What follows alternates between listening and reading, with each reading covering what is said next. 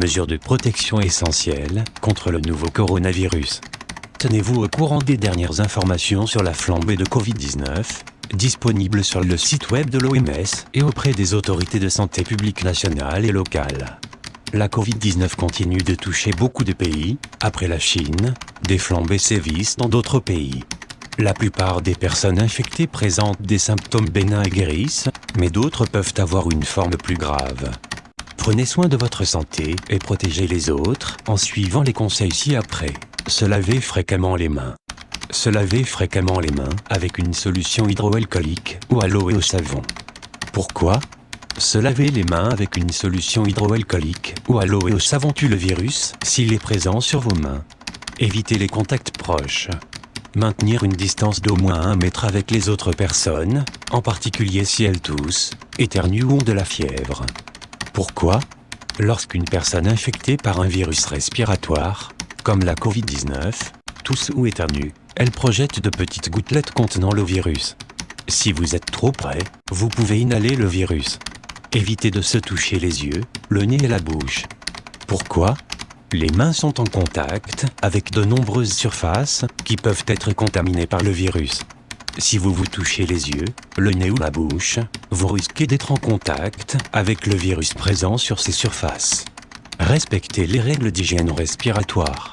Se couvrir la bouche et le nez avec le pli du coude ou avec un mouchoir. En cas de toux d'éternuement, jetez le mouchoir immédiatement après dans une poubelle fermée et se laver les mains avec une solution hydroalcoolique ou à l'eau et au savon.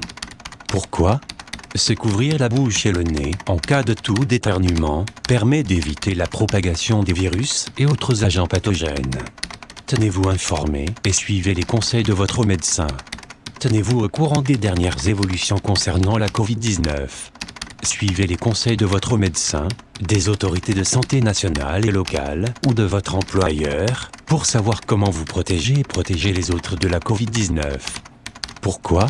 Ce sont les autorités nationales et locales qui disposent des informations les plus récentes sur la propagation ou non de la Covid-19 dans la région où vous vous trouvez. Elles sont les mieux placées pour expliquer ce que les personnes dans votre région devraient faire pour se protéger. Mesures de protection pour les personnes qui se trouvent ou qui se sont récemment rendues au cours des 14 derniers jours dans des régions où la Covid-19 se propage. Suivez les conseils présentés ci-dessus. Si vous commencez à vous sentir mal, même si vous n'avez que des symptômes bénins comme des maux de tête et un faible écoulement nasal, restez chez vous jusqu'à la guérison. Pourquoi ? Évitez d'entrer en contact avec d'autres personnes et de se rendre dans des établissements de santé permettra à ces établissements de fonctionner plus efficacement et vous protégera, ainsi que les autres personnes, de la Covid-19 et d'autres maladies virales. En cas de fièvre, de toux et de difficultés respiratoires, consultez un médecin sans tarder, car il peut s'agir d'une infection respiratoire ou d'une autre infection grave. Appelez votre médecin et indiquez-lui si vous avez récemment voyagé ou été en contact avec des voyageurs. Pourquoi ? Si vous l'appelez, votre médecin pourra vous orienter rapidement vers l'établissement de santé le plus adapté. En outre, cela vous protégera et évitera la propagation de la Covid-19 et d'autres maladies virales. L'OMS vous répond. Question. Faut-il éviter de se serrer la main à cause du nouveau coronavirus ? Réponse. Oui.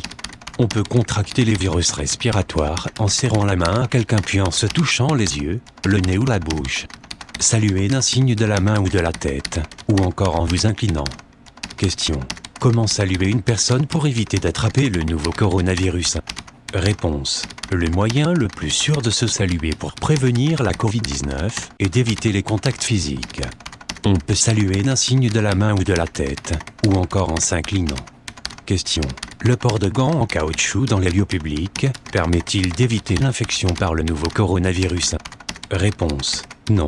Le fait de se laver les mains régulièrement protège mieux contre la Covid-19 que le port de gants en caoutchouc. Le virus peut se trouver sur les gants et il y a un risque de contamination si vous vous touchez le visage avec les gants. Faire face au stress durant la flambée de maladies à coronavirus Covid-19. Aider les enfants à faire face au stress durant la flambée de maladies à coronavirus, Covid-19. Le stress peut induire différentes réactions chez les enfants. Ils peuvent ainsi être plus collants, anxieux, renfermés, en colère ou agités, ou souffrir d'incontinence nocturne, entre autres.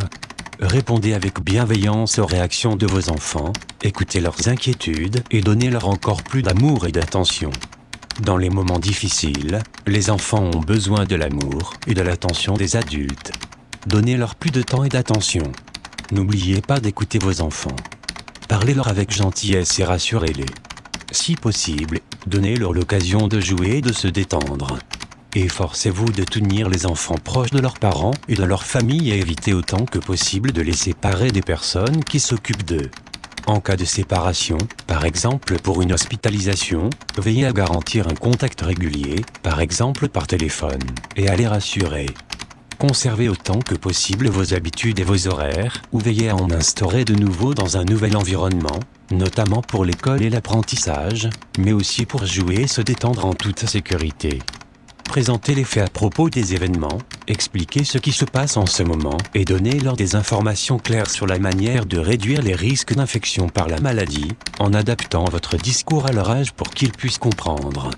Cela suppose aussi de communiquer des informations en se montrant rassurant sur ce qui pourrait se passer, par exemple un membre de la famille ou l'enfant lui-même pourrait ne pas se sentir bien et devoir aller à l'hôpital pour quelque temps afin que les docteurs puissent l'aider à aller mieux.